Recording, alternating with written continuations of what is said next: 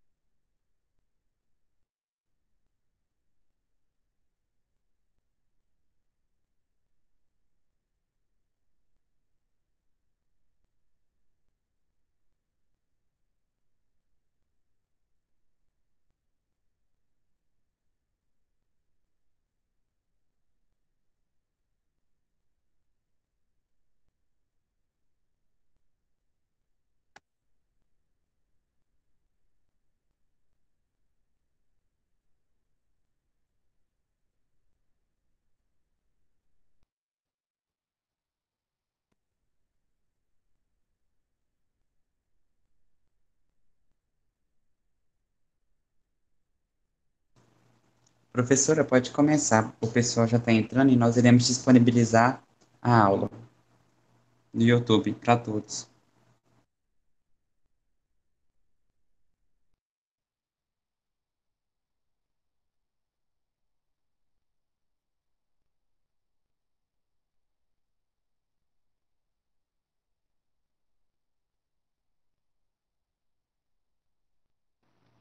Aqui, Professor, o microfone.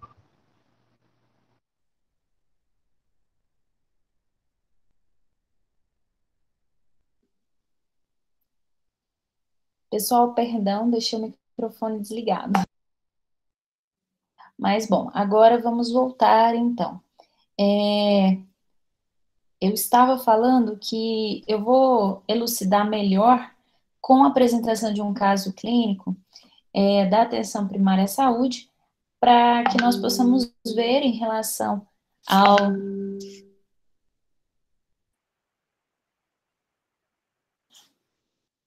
Tá, ótimo.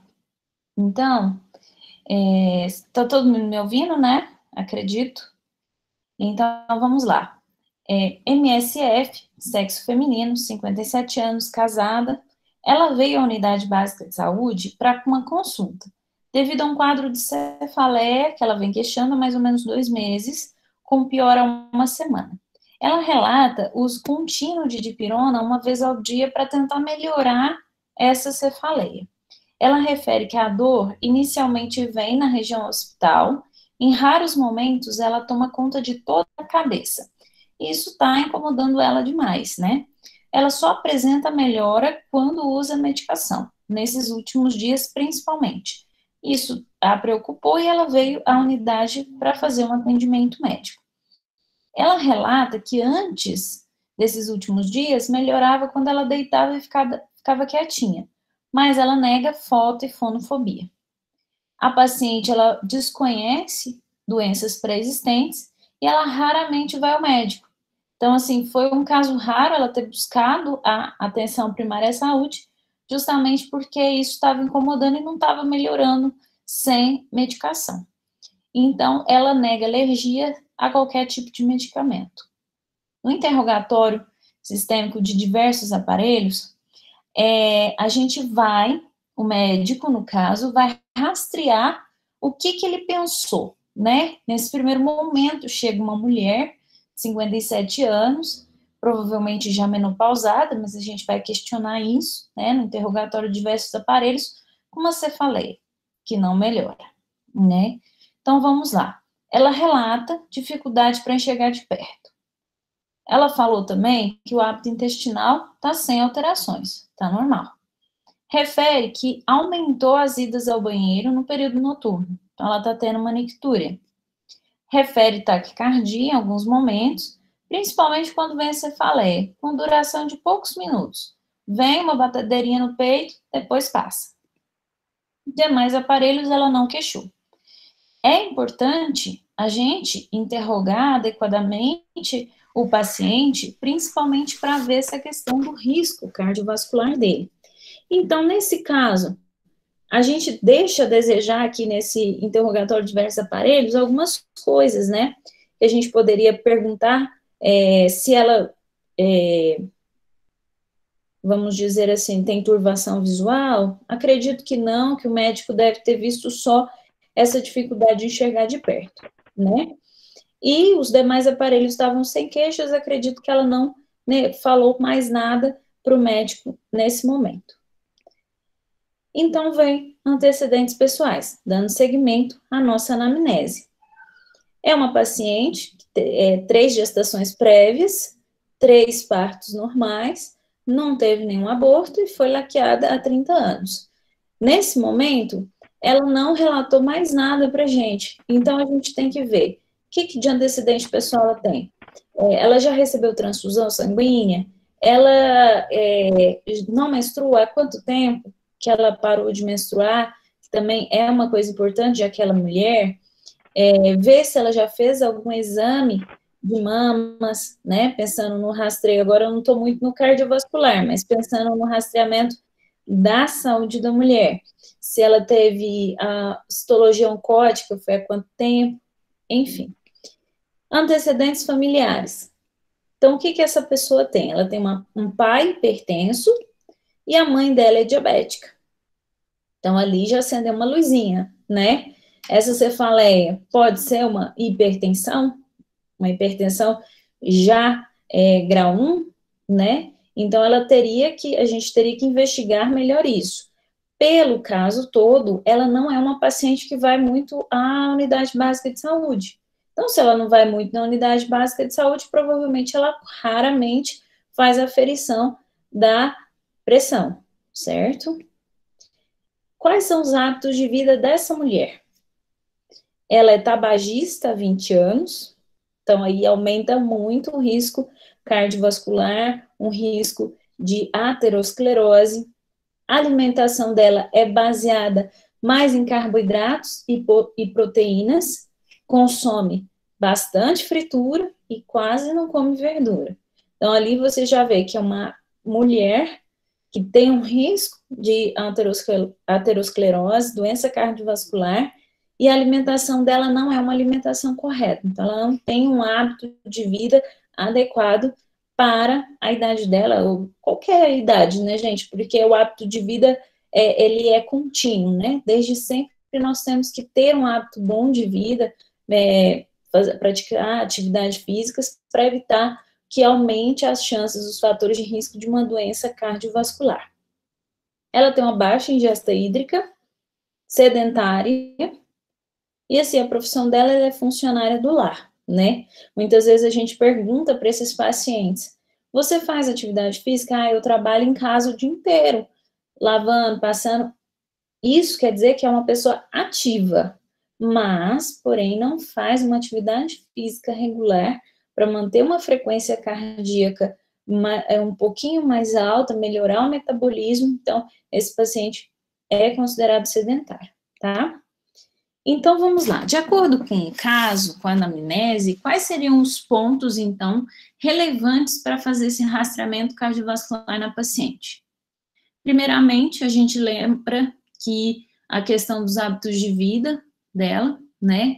Ela tem hábitos de vida ruim, come mal, bebe pouca água, fuma. No interrogatório de diversos aparelhos, o que chama atenção mais é a nictúria, que ela aumentou o fluxo urinário à noite. E agora eu vou ter que focar muito no aparelho, no exame físico, focar mais no cardiovascular, né? Então, o que a gente pode focar no exame físico cardiovascular? Eu tenho que ver os dados antropométricos dessa paciente, ver circunferência abdominal, ver peso, né, estatura, para fazer a avaliação do IMC, para ver se ela tem algum risco de ter uma síndrome metabólica associada também. Claro que para fazer o diagnóstico a gente teria que solicitar alguns exames, mas nisso eu já posso pensar em exames específicos e não fazer uma gama de solicitação. Pedir ali 20, 30 tipos de exames laboratoriais, que ali se eu pedisse 2 ou 3 eu melhoraria, eu não oneraria tanto a atenção primária, eu daria ali mais espaço para outras pessoas fazerem os exames e eu conseguiria rastrear muito mais pontualmente o risco cardiovascular dessa paciente, né? Só para fazer uma lembrança, a gente tem que lembrar que a circunferência abdominal da mulher, ela não pode ser maior que 88, se for maior que isso, geraria um clique, né, um pensamento de uma síndrome metabólica. A gente avaliaria a pressão sanguínea, né, mais alta, no caso acima de 135 por 85, se não está usando remédio algum, né, ou superior. O colesterol HDL, colesterol, triglicérides e a glicose já seriam pontos que a gente necessitaria de exames laboratoriais. Bom, então o que vem no exame físico dessa nossa paciente? Ela é uma paciente que está bem, no estado geral bom, está corada, está hidratada, nictérica, cianótica, Glasgow 15, consciente orientada, né? Ela está com peso de 92 quilos e altura de 1,57.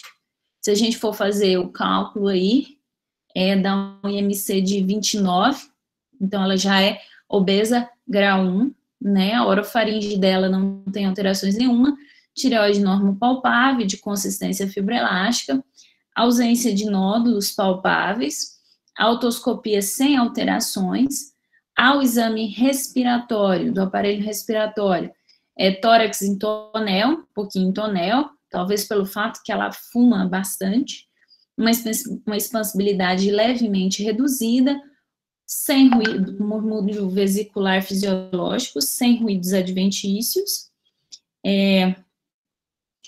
cardiovascular, normofonéticas. Ah, tá. Não tá passando os slides, né? Desse jeito aqui melhoraria, então?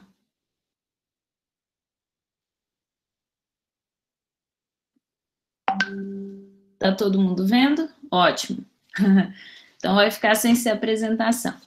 Então, aqui eu tenho um IMC de 29, que é uma obesidade grau 1, e uma circunferência abdominal nessa minha paciente de 92 centímetros, ou seja, já me atenta pelo fato que é acima de 88, então ela pode ter uma síndrome metabólica. Lembrando que o pai dela é hipertenso, a mãe é diabética, então será se essa paciente já não está tendendo para ter uma hiperglicemia? Otoscopia sem alterações, orofaringe eu falei normal, né, tireoide normopalpável, o aparelho respiratório tórax em tonel, murmúrio reduzido, sem ruídos adventícios, frêmito tórax vocal sem alterações, uma frequência de 16 e saturando 97%. Cardiovascular, bolhas rítmicas, normofonéticas em 2 tempos, um sopro carotídeo à direita. Opa, o que seria esse sopro carotídeo à direita, né? Vamos parar, pensar um pouquinho. A pressão, 150 por 100 milímetros de mercúrio, sentada, e 150 por 90 em pé, hipertensa, né? Aqui eu já caracterizo ela como hipertensa. Uma frequência cardíaca de 101, talvez um pouquinho porque ela sentou, levantou e depois a gente viu a frequência, né? Teria que esperar um pouco mais. Pulsos palpáveis e simétricos. Perfeito. Pulsos bons. Mas esse sopro em carótida? Quando a gente ausculta aqui, ó, na região de carótida, pede para o paciente prender um pouquinho a respiração, vai fazer a ausculta, e ausculta um sopro, eu posso pensar ou que seja algo da válvula cardíaca, ou também eu penso pensar numa aterosclerose, né? Risco de fazer um AVC. Os membros, presença de insuficiência venosa periférica e membro inferior direito, e o neurológico sem alterações. Ótimo. Então, assim, essa paciente é uma paciente que tem um risco cardiovascular. Como que eu vou medir esse risco cardiovascular? Aí vem aquele score que eu coloquei, que é o score de Framingham. Então, é uma paciente que veio na atenção básica, conta de uma cefaleia, a gente viu uma hipertensão, ela não sabia, ela não ia no médico, uma hipertensão e a gente já tem um sinalzinho ligado aí para uma síndrome metabólica, será que essa paciente não é diabética? Então, nós precisamos pensar nisso. E lembrando que, vamos lá, eu tenho pouco acesso aos exames, ou eu posso pedir poucos exames, então eu vou pedir poucos. Mas ali eu já vi que o meu exame físico, a minha anamnese, ela já me contou muita coisa dessa paciente que quase não vinha na atenção básica, né? Então, eu tenho aqui o risco cardiovascular, esse aqui é do caderno de atenção primária à saúde, né? Que é o score de Framingham. O baixo risco é o paciente tabagista, hipertenso, obeso, sedentário, sexo masculino, idade maior que 65 anos, história familiar de algum evento cardiovascular prévio, lembrando que a mulher abaixo de 65 anos. Ela não nos contou se o pai ou a mãe teve algum evento cardiovascular, acredito que não, porque nós deveríamos ter perguntado. Então, assim, ela tem é tabagista, é hipertensa e é obesa. Se você tem só um fator de risco baixo ou intermediário, ela é baixo risco, ponto. Se você tem um fator de risco alto, um AVC, um IAM, uma lesão periférica, um AIT, então isso já leva a crer que essa paciente é alto risco. Mas nós temos um terceiro grupo, que é o paciente que não tem nenhum evento de alto risco, mas apresenta 2 ou mais eventos de baixo em risco intermediário. Esses pacientes a gente tem que levar para o score de Framingham, o índice de Framingham, na realidade, que seria esse índice aqui. Então, o que eu tenho aqui? Eu tenho uma paciente de 57 anos, que me dá 8 pontos desse índice. Eu não tenho HDL colesterol e nem colesterol total. Seria um ponto para pensar em pedir um perfil lipídico dessa paciente. A pressão arterial dela, sistólica, não tratada, né, porque ela nem sabia que era hipertensa, 150, a sistólica. Isso aí me dá mais 4 pontos. Então, 8 e 4, 12. Aqui, ela fuma? Sim. Isso, mais 3 pontos. Então, ali eu tenho 15. Diabetes, até onde eu sei, não. Mas eu não fiz uma glicemia em jejum, eu não avaliei melhor essa paciente para a gente ver o risco de diabetes, né? Então, o que nós vamos pensar aqui seria ali, eu desconsidero diabetes, né? Então, eu tenho 1,15, score 15. Lembrando que faltou perfil lipídico e a glicemia jejum. Quando eu falo que o meu paciente tem 15 pontos no índice de Framingham, ele vai, principalmente as mulheres aqui que eu estou mostrando, seria mulher, que a nossa paciente é mulher, ela tem 13,7% de risco de morrer em 10 anos, de fazer um evento cardiovascular. Então, ela é uma paciente que, agora a gente jogando na tabela, ela tem um risco alto, né, acima de 10%, na realidade é intermediário. Então, aqui, qual que seria a conduta do caso, né? A gente identificou que a paciente tem uma classificação no estudo, no índice de Framingham, de baixo a médio. E eu tenho que definir metas para ela. Então, a paciente que chegou, eu descobri que ela tem um risco, na realidade aqui não é baixo, tá, gente? Isso aí seria intermediário, acima de 10% é intermediário, de 10 a 20% é intermediário. Então, eu tenho metas a serem definidas e alcançadas para essa paciente. por exemplo, ela é risco intermediário, então a minha pressão ela tem que ficar abaixo de 140/80. O meu LDL, colesterol, tem que ser abaixo de 130. Lembrando que se essa paciente vier a ser diabética, esse valor tende a ser mais baixo. O colesterol total sobre o HDL colesterol, que é o índice de Castelli, que vem muitos exames laboratoriais, menor que 5. Então, essas aqui seriam as metas que nós temos que alcançar nessa paciente com risco cardiovascular intermediário. Se for baixo, nós temos um pouquinho de folga nessas metas, né?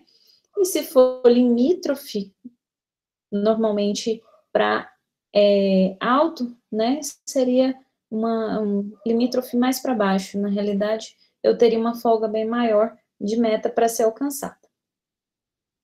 Então, eu tenho que registrar no prontuário desse paciente. Gente, uma coisa que eu acho importante, abrindo um adendo aqui, todo mundo tem que fazer uma boa descrição no prontuário, tá? É de fundamental importância. Principalmente você que está na atenção básica, você vai acompanhar seu paciente, então você tem que escrever no prontuário todos os fatores de risco importantes que aquele paciente apresentou, qual que é a porcentagem que ele pode desenvolver de doença cardiovascular, né? Tem que colocar as coisas mais importantes dele e colocar em prontuário, porque daqui a 1 ano, 2 anos, você não sabe se você vai estar no serviço, mas você passa a continuidade para o próximo. Se for um médico de família e comunidade, ele vai estar naquela comunidade há muitos anos e a gente vai acompanhando e conhecendo as pessoas, né? E a gente vai conseguindo conhecer a história familiar e prevenindo até mesmo dos descendentes desses pacientes que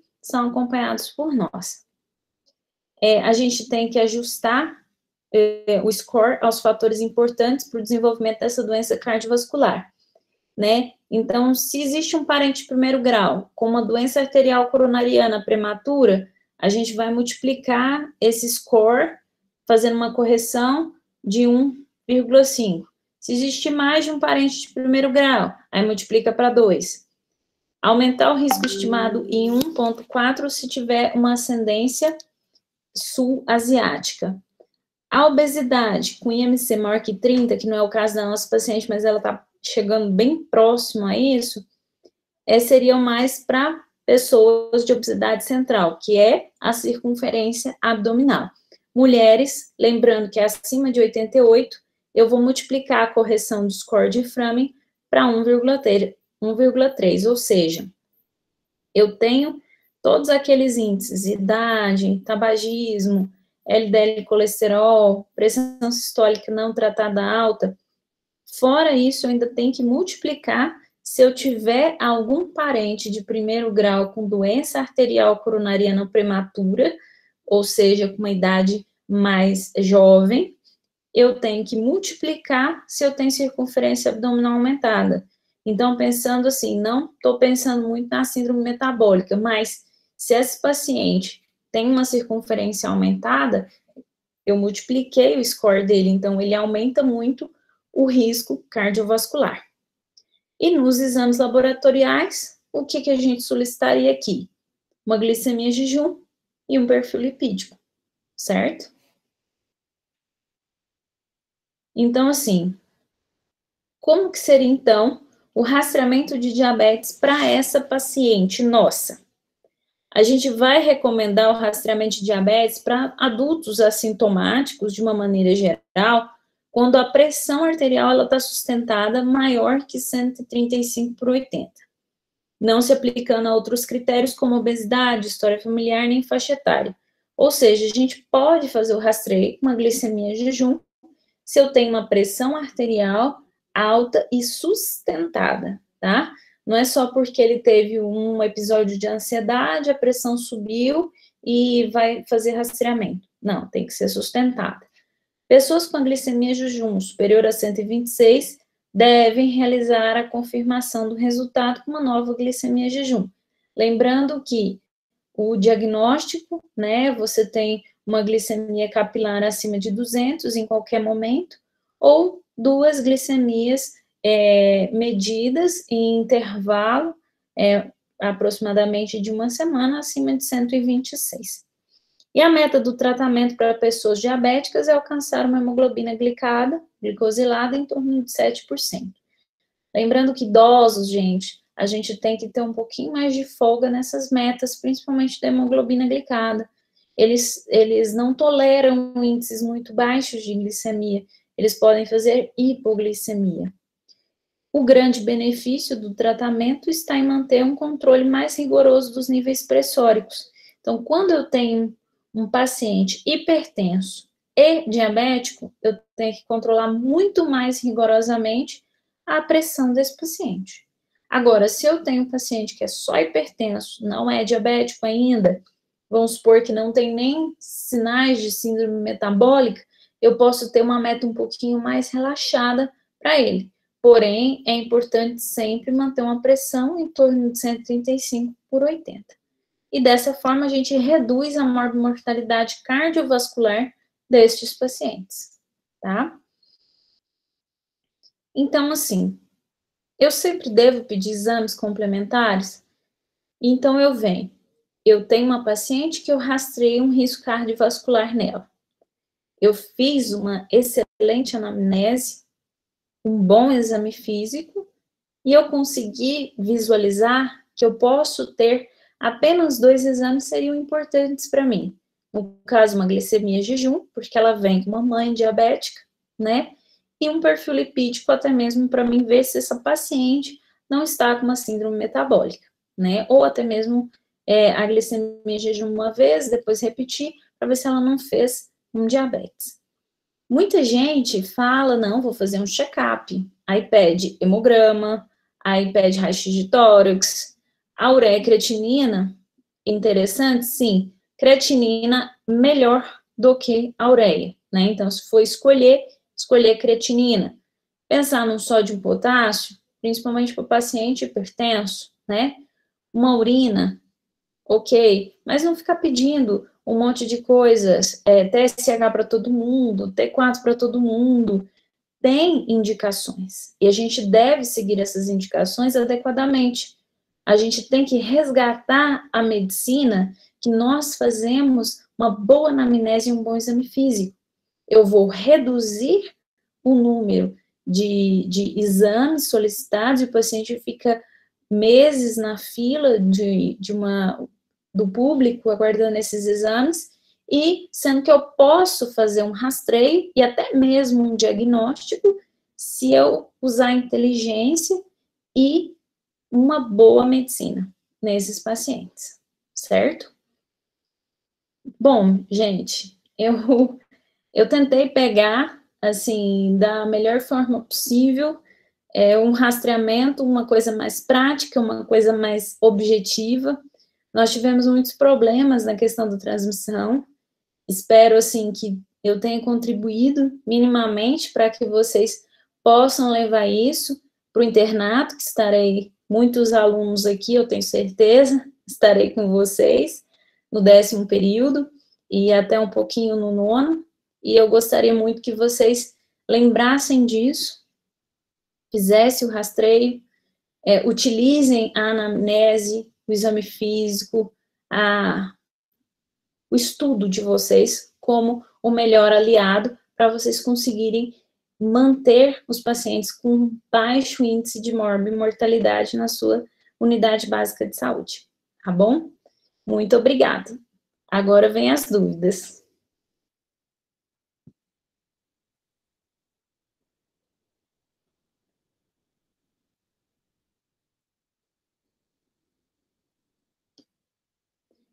Juan, você está por aí? Estou sim. Então tá certo. Quem tiver alguma dúvida pode mandar no chat que eu falo para a professora.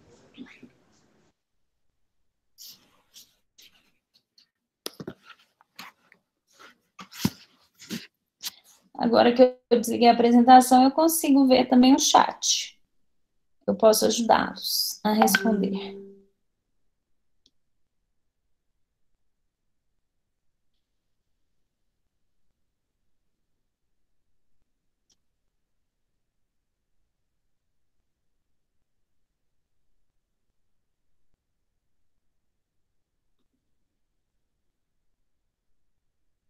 Pessoal, eu gostei muito da presença de todos vocês. Ó, agora a gente quase encerra a nossa reunião, a nossa aula inaugural com 55 pessoas. Fico feliz dos elogios da aula, eu preparei com muito carinho para vocês. Espero que todos tenham gostado bastante. E eu tô aqui, viu, para qualquer dúvida. Se a dúvida não surgir hoje, pode surgir outro dia. Eu estou sempre à disposição e pronta a ajudá-los, tá?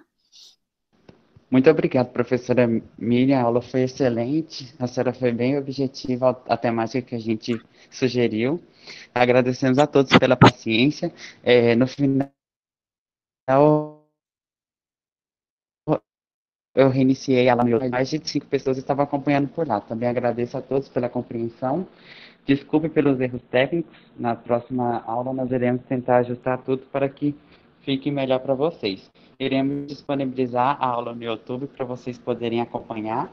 E qualquer coisa e qualquer sugestão pode mandar para a gente. Muito obrigado pela excelente palestra, por ter disponibilizado o tempo da senhora para a gente. Obrigada a vocês E pela se alguém leitura. tiver alguma dúvida, pode mandar para a gente pelo nosso Instagram ou pelo nosso e-mail. Muito obrigado, gente. Obrigada, gente. Um bom descanso a todos. E uma boa semana e bons estudos.